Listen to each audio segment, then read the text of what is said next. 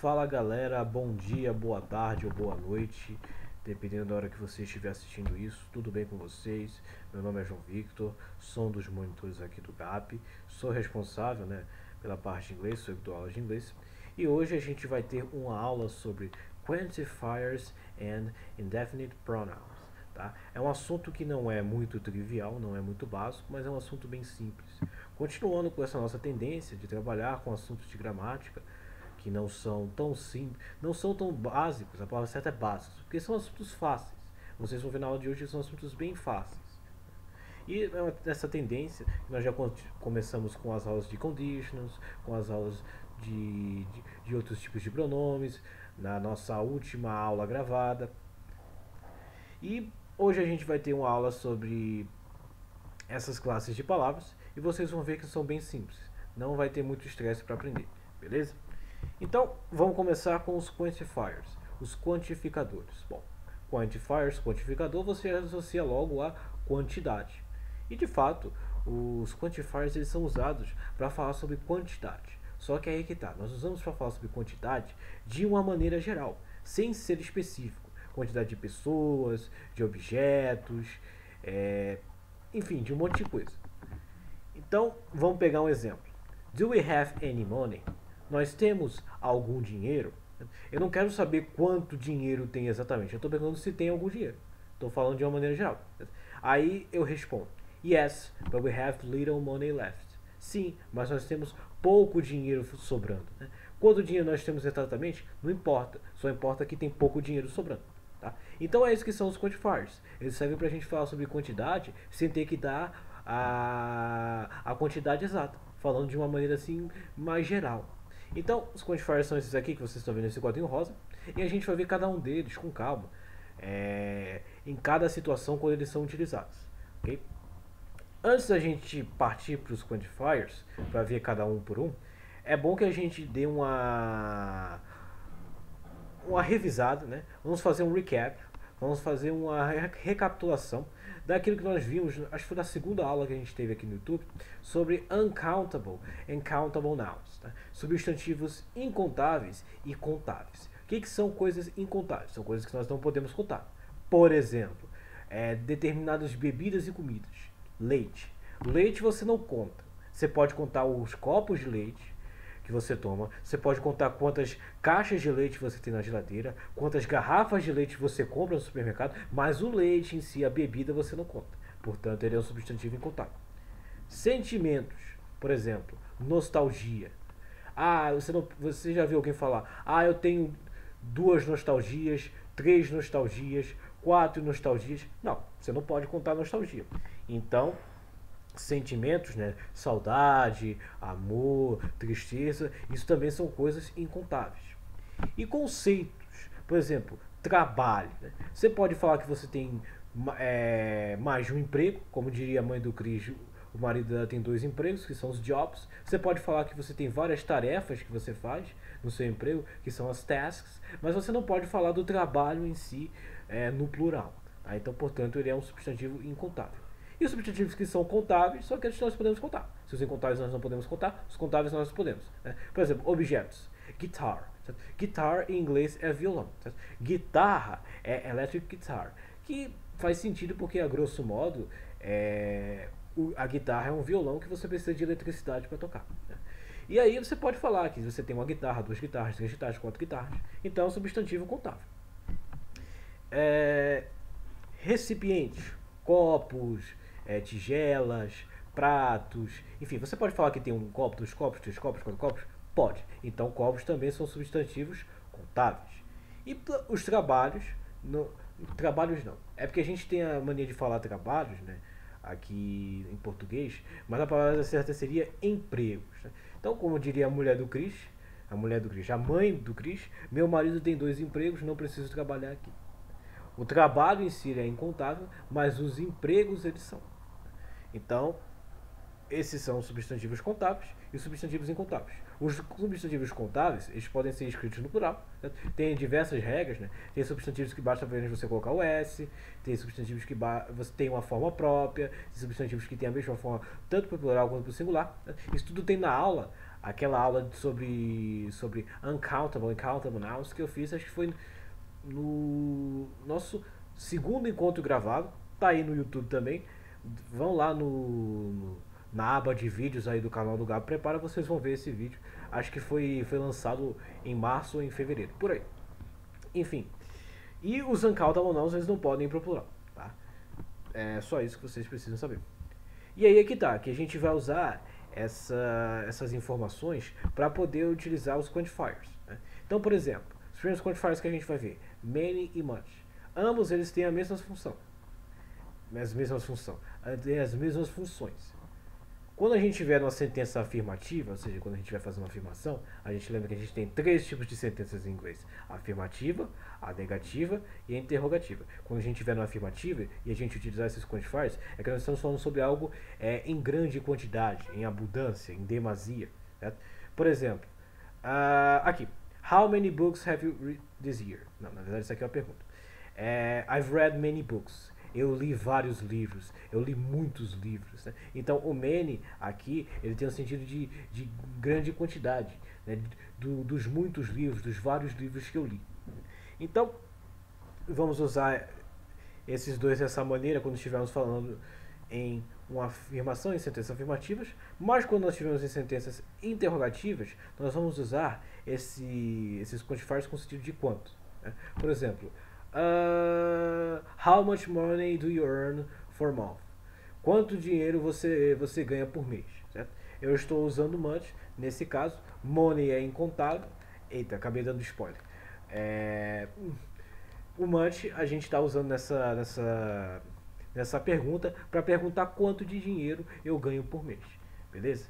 E aí que tá, por isso que eu falei no slide anterior sobre substantivos contáveis e incontáveis. O much a gente só vai usar para coisas que são incontáveis. E o many a gente só vai usar para coisas que são contáveis. Tá? Vamos ver isso na prática. How many books have you read this year? How many books have you read this year? Quantos livros você leu esse ano? Certo? Book, livro, é um substantivo contável. Certo? Você pode contar, você tem 2, 3, 4, 5 livros. Certo? Então, nesse caso, você vai usar o many para acompanhar o books, para acompanhar o substantivo no caso. Então, how many books have you read this year? Quantos livros você leu esse ano? Aí você vai e responde, I've read many books. Eu li vários livros. Eu li muitos livros. Eu li livros em grande quantidade. Eu li livros em demasia. Beleza? E aí, o much a gente usa para incontáveis. E temos aqui um exemplo também. How much coffee do you want? Quanto de café você quer? Café, assim como leite é um substantivo incontável, você não conta o café em si, você conta o copo de café, você conta a xícara de café, você conta a embalagem de café, mas o café em si você não conta. Tá? Então você vai usar o much para acompanhar. Então, how much coffee do you want? Quanto de café você quer? Aí você responde, I like my coffee with much sugar. Eu gosto do meu café com muito açúcar, com bastante açúcar. Beleza, galera? Então, usamos os dois para falar sobre grande quantidade, para fazer perguntas sobre quanto, many para contáveis, much para incontáveis. Tranquilo? Podemos usar, nesse caso, né, que nós estamos falando sobre algo em grande quantidade, podemos usar o a lot of em ambas as situações, tanto para contáveis quanto para incontáveis. Vamos pegar os exemplos que a gente acabou de analisar. How many books have you read this year? Quantos livros você leu esse ano? I've read a lot of books. Eu li muitos livros, eu li vários livros. É a mesma coisa do que você usar o many. E a mesma coisa que você usar no caso do much também, usando o exemplo que a gente acabou de utilizar. How much coffee do you want? Quanto de café você quer? I like my coffee with a lot of sugar. Eu gosto do meu café com bastante açúcar, com muito açúcar. É a mesma coisa. Tranquilo? A few, a little and a bit of são o completo oposto dos quantifiers que a gente acabou de ver. Se o many e o much são utilizados para expressar grande quantidade, esses três aqui são utilizados para expressar pouca quantidade. E aí a gente tem novamente algumas regrinhas envolvendo contáveis e incontáveis. A few ou few tem o sentido de poucos e alguns, e nós utilizamos quando estamos acompanhando substantivos contáveis, tá? Vamos pegar um exemplo. A few hours later, algumas horas depois. Poucas horas depois não faz muito sentido, né? Ninguém fala isso. Então faz mais sentido a gente falar algumas horas depois. Horas são contáveis, a gente conta 1, 2, 3, 4, 5, 6 horas. Então, nesse caso, a gente pode usar, sem medo de errar, o feel para acompanhar, para se referir, ok? A little, little, pouco ou um pouco de, e a bit of, um pouco de, são ambos casos usados para substantivos incontáveis, ok? Por exemplo, I have little patience for kids. Eu tenho pouca paciência para crianças. Né? Patience é um sentimento, na verdade não é nenhum sentimento, mas é um conceito. Então é algo que é incontável. A gente não conta. Portanto, a gente não vai usar o feel para acompanhar, a gente vai usar o little, ok? I have little patience for kids. Eu tenho pouca paciência para crianças. Can you lend me a bit of cash, please? Você poderia me emprestar um pouco de dinheiro, por favor? Dinheiro é incontável. Você não conta o dinheiro em si, você conta as moedas, você conta as cédulas, tá? O que você conta são os reais, são os dólares, não o dinheiro em si, portanto ele é um substantivo incontável. Então, nesse caso, a gente pode utilizar o bit of para acompanhar esse substantivo, expressando quantidade na frase. Né? Só lembrando, né, que lend é emprestar. O pessoal talvez confunde, né, o lend com o borrow, são substantivos que têm o sentido de emprestar, só que lend você utiliza quando você que vai emprestar.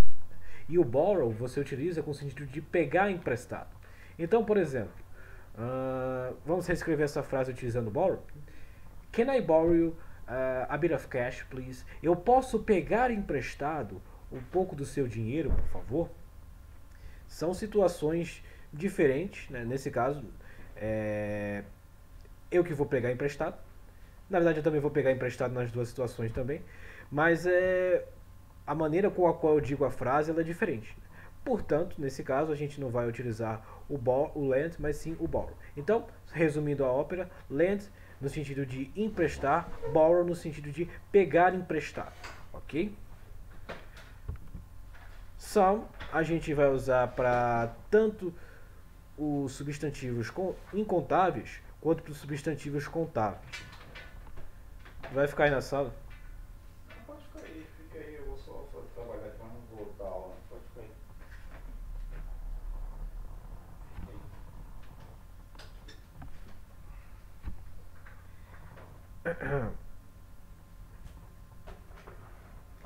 Então, continuando, pessoal, tive uma pequena interrupção aqui, mas nada de muito, nada de grave, né?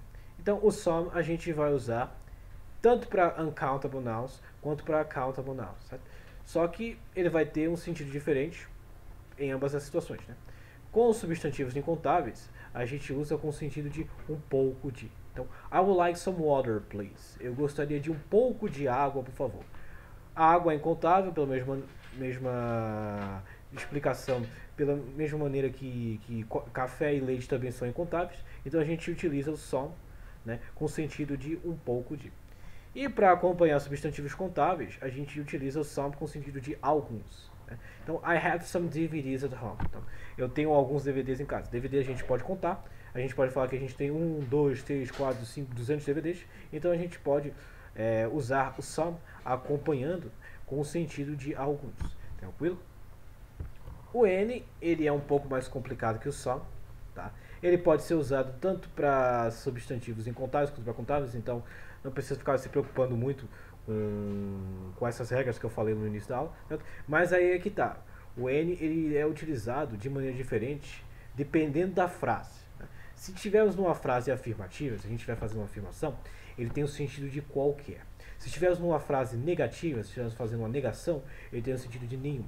E se estivermos numa frase interrogativa, sentido de fazer uma pergunta, ele tem o sentido de algum. Tá? Então vamos ver os exemplos. You can have any toy you want. Você pode ter qualquer brinquedo que quiser. Então, estou fazendo uma afirmação. Então, nesse caso, o N tem o sentido de qualquer. We didn't have any chance. Nós não tivemos nenhuma chance. Certo? Nós tivemos alguma chance? Não. Estou fazendo uma negação. Portanto, o N, nesse caso, tem o sentido de nenhum. Do you have any idea of where we are? Você tem alguma ideia de onde nós estamos? nesse caso a gente está fazendo uma pergunta, né? Então o N, que eu esqueci de grifar aqui, ele tem o sentido de algum. Tranquilo, né, pessoal? Bem simples mesmo. Esses foram os quantifiers. E a gente pode utilizar, a gente vai utilizar um pouco do que a gente aprendeu para o nosso próximo assunto, que são os indefinite pronouns. São os pronomes indefinidos, que assim como os quantifiers são utilizados para falar de uma maneira geral, sem ser específico, só que nesse caso para pessoas, lugares e coisas, na terceira pessoa do singular. Então, por exemplo, I have something to tell you. Eu tenho alguma coisa para te dizer. O que? Alguma coisa. Não importa o que exatamente, alguma coisa. Né? I couldn't find my keys anywhere. Eu não consegui achar minhas chaves em lugar nenhum. Né?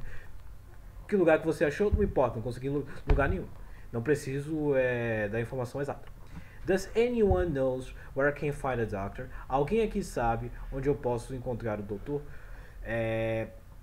Precisa ser alguém específico? Não, pode ser qualquer um. Por isso que eu uso o pronome indefinido anyone. Tá? Então, mesma lógica dos quantifiers, nós vamos usar para se referir a coisas, só que sem ser específico, de uma maneira geral. E aí, para montar os indefinites, os pronomes indefinidos, a gente vai utilizar 4 prefixos, se é que eu posso assim dizer, e 2 deles a gente já viu. Né? O some, a gente já viu que podemos utilizar para contáveis com sentido de alguns, né? E nós vamos reutilizar essa lógica. O some nos indefinidos ele vai ter o sentido de algum, e o N a gente viu que ele vai ter aplicações diferentes dependendo da frase. E vai ser a mesma coisa agora. Para sentenças afirmativas a gente tem o sentido de qualquer, para sentenças negativas a gente tem o sentido de nenhum, e para sentenças interrogativas a gente tem o sentido de algum. Tá? Então a gente vai usar essa mesma lógica novamente para montar os pronomes indefinidos. E agora a gente tem também o no, né, que quando acompanhar um pronome indefinido vai ter o sentido de nenhum, e a gente também vai ter o ever, né, que vai ter o sentido de todos. Ok? Então a gente vai ver os pronomes indefinidos um por um, né? Mas eles vão ser formados a partir desses prefixos aqui. Né? Não são prefixos exatamente, mas eles começam no início da palavra. Então, chamando de prefixo só para facilitar a explicação. Para nos referirmos a coisas, nós vamos montar os pronomes indefinidos com os prefixos entre aspas que nós utilizamos, mais a palavra thing, que é a palavra para coisa. Né? Então, something. Some é para algum, certo? Thing é coisa, something, alguma coisa. We can grab something to eat. Nós podemos pegar alguma coisa para comer. Né? Grab seria algo do tipo segurar, mas aí nesse caso não é segurar literalmente, né? É no sentido de você pegar alguma coisa para comer e buscar alguma coisa e tal. Então, we can grab something to eat. Nós podemos pegar alguma coisa para comer, ok? O N ele vai ter um sentido diferente dependendo, né, do contexto. Dependendo do contexto, dependendo da frase. Né? Se for uma frase afirmativa, o N vai ter o sentido de qualquer, então anything, qualquer coisa. Se for uma frase negativa, ele tem o sentido de nothing, certo? Sentido de nothing. Não, ele tem o no a gente já viu que é para nenhum, certo? No mais thing, nothing, certo? Seria algo do tipo coisa nenhuma, nenhuma coisa. O que é coisa nenhuma? É a mesma coisa que nada, beleza? E nas frases interrogativas, o N a gente viu que ele tem o sentido de algum, certo? Any mais thing, alguma coisa, ok? Então, vamos ver os exemplos. I can do anything I want. Eu estou fazendo aqui uma afirmação. Eu posso fazer qualquer coisa que eu quiser, ok? I don't know anything about soccer, certo? Eu sei alguma coisa sobre futebol? Não, então eu estou fazendo uma negação. Eu não sei nada sobre futebol. Can I help you with anything? Posso te ajudar com alguma coisa? Estou fazendo uma pergunta. Então, nesse caso, nós estamos diante de uma frase, de uma sentença interrogativa, ok? Nothing. No, a gente já viu que tem o sentido de nenhum. Thing é coisa. Coisa nenhuma é a mesma coisa que nada. There's nothing I would rather do. Não há nada que eu preferia fazer. Everything. Every a gente já viu que usamos no sentido de todos. Thing é coisa. Everything, todas as coisas, é a mesma coisa que tudo. Então, everything is possible nowadays. Tudo é possível hoje em dia. Ok? Então, esses são os pronomes indefinidos que nós utilizamos para falar sobre coisas. Para falar sobre lugares, mesma coisa também, vamos utilizar os prefixos entre aspas que nós vimos, mas a palavra where. Where não é lugar, lugar em inglês é place, mas a gente usa where para se referir a lugares. Né? Então, a lógica é a mesma. Somewhere, some, algum, where, vamos fingir que é lugar. Né? Então, somewhere, algum lugar. I know he's out there somewhere. Eu sei que ele está aí fora, em algum lugar. Anywhere, sentenças afirmativas, qualquer, where, lugar, anywhere, qualquer lugar. Sentenças negativas, nenhum, any, nenhum, where, lugar, lugar nenhum. Sentenças interrogativas, perguntas, any tem o sentido de algum, where, lugar, anywhere, algum lugar. Então vamos lá. Anywhere for me is okay. Estou fazendo uma afirmação. Qualquer lugar para mim tá bom. I can park my car anywhere. Estou fazendo uma negação. Não consigo estacionar meu carro em lugar nenhum. Is there anywhere I can ask for a change? Tem algum lugar que eu posso pedir para trocar meu dinheiro. Né? Change, se a gente for fazer uma tradução literal, seria algo do tipo mudar. Né? Mas aí quando você vai trocar dinheiro, né, você vai mudar o seu dinheiro. Né? Por exemplo, você tem 50 reais, você vai na loja, você troca por 2 cédulas de 20 e uma de 10. Então você mudou o seu dinheiro. Faz sentido você falar. Então, lá no inglês, quando o pessoal quer pedir um troco, né, pedir um troco não, pedir para trocar, eles dizem, né, para pedir um change, né, para trocar o dinheiro. E aí, esses são os casos com o N, com o anywhere. Com o no, a gente viu que tem o sentido de nenhum. Nowhere fica lugar nenhum. He is nowhere to be found. Eu não consigo achá-lo em lugar nenhum. Everywhere. Every tem o sentido de todos. Where tem o sentido de lugar. Everywhere, todos os lugares. A gente não costuma falar isso muito em português. Então, ficaria mais fácil a gente pensar em todos os cantos. Não? There are cops everywhere. Há policiais em todos os cantos. Né? Cops é uma maneira informal da gente falar policial. Uma maneira formal, uma maneira assim, tem nos dicionários e tal, é police officer. Mas como é mais prático você falar cops, você vai encontrar isso daí em filmes, em séries e tal. O pessoal costuma falar cops ao invés de police officers, ok?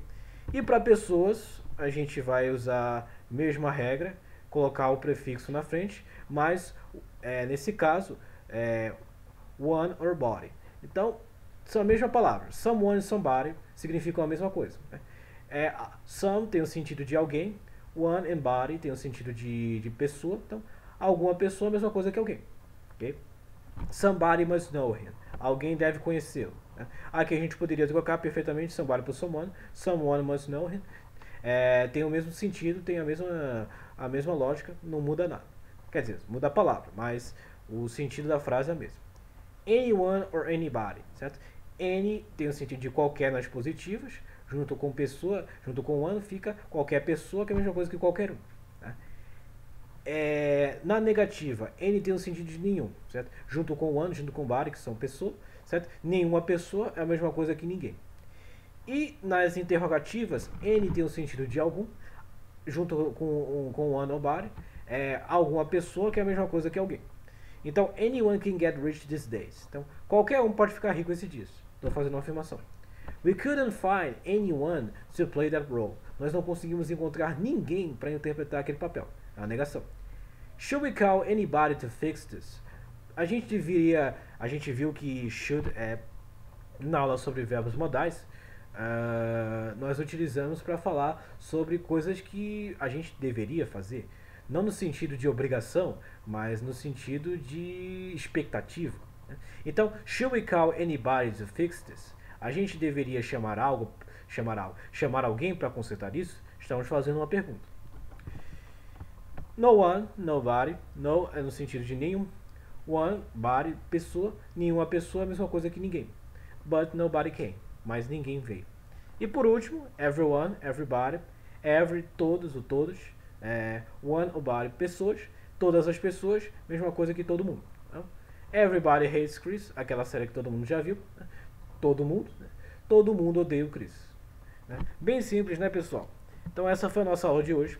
Aprendemos a respeito dos pronomes indefinidos e nos quantifiers. Se vocês tiverem alguma dúvida, coloquem aí nos comentários do vídeo que eu respondo para vocês, né? E por hoje é só. Nos vemos na nossa próxima aula. Continuem estudando, o Enem está cada vez mais próximo. E é só. Bye, bye.